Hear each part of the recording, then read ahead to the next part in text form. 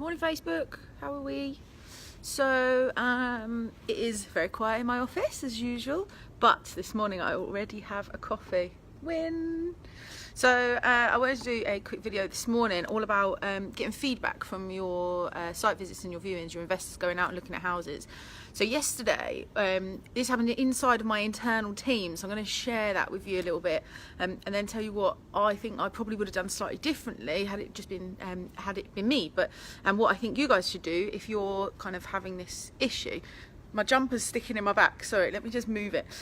So when you source a deal, get it secured, the next thing that you need to do is to send your buyer out to go and actually see the house. So meet the landlord, take a look round, check that it's not falling down and that the landlord's told you all the right information and all those sorts of things. Okay, so the buyer's going to go out and see the house.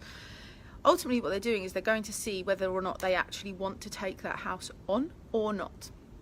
Now what happened yesterday is we had a buyer go out to see a house in Luton, and the call came in after the meeting, and basically the investor said to me, well, you know, it's good on the surface of it, but there's a bit of money to spend on it, maybe a bit more than the landlord really was kind of letting on. We did find like a patch of mould on one of the walls, and we did, you know, this is all there were a few problems.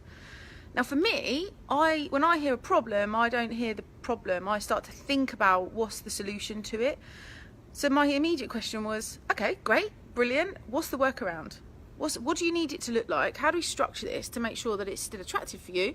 You know, do we need to agree a rent-free period to cover the cost of the redecoration? Do we need to ask the landlord to do some work on it before you take it? You know, what is the workaround? That's the question.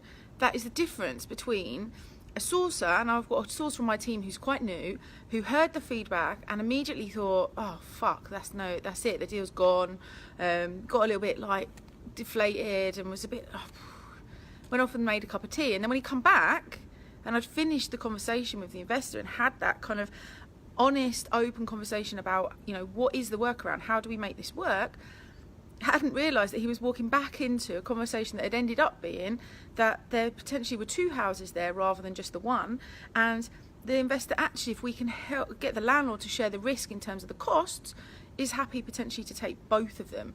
Now that, you know, that's a good outcome in my opinion. That's a good outcome, and it's a good outcome because you've not just stopped, you've not done all that hard work and got nowhere to go. So the point of this video this morning really is to just say that when you're getting your feedback from your investors, you know, whether it's a rent to rent, whether it's a service department, whether it's a purchase or even a development, you know, we're putting development offers out and things like that now. And when the person comes back to you and says, do you know what, I need this, this and this changing, then it's a deal, then listen to them. Take this, this and this to the vendor, to the landlord, and say, look, our client is basically telling us that we can absolutely move ahead, but we need this, this and this changing, or we need this contract clause rewriting, or we need some decorating doing, or we need you to do X, Y and Z. Most of the time, you have to remember that actually, most of the time, the reason people are talking to you in the first place is because they've got a problem. They've got a problem that needs fixing, okay? Maybe they need to sell their house quickly, maybe they need to rent it out because they've got voids, whatever the situation is, ultimately they need a fix. If you've got that fix, quite often they are flexible to do whatever you need them to do to give them that solution long term. And you know, especially this was for a rent to rent opportunity, so he's going to have a tenant in there for the next 5 years, and actually he's now got another house that he's given us, which is a licensed HMO.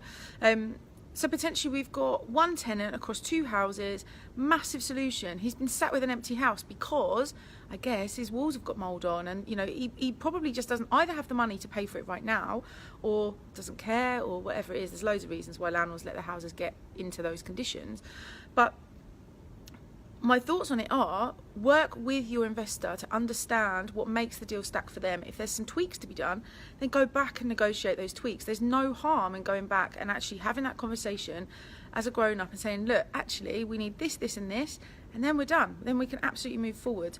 Are you happy with it or not? So anyway, I just wanted to kind of give you that little tip. Don't always take the negative feedback as a negative feedback. Sometimes see it as an opportunity. You know, process it, listen out for what the workaround is, use it to inspire you to find a solution, and you'll find that that will close you out more deals rather than listening for the no's and then doing nothing with it. Have a great day, guys. I am off to do some recording. See you later, bye.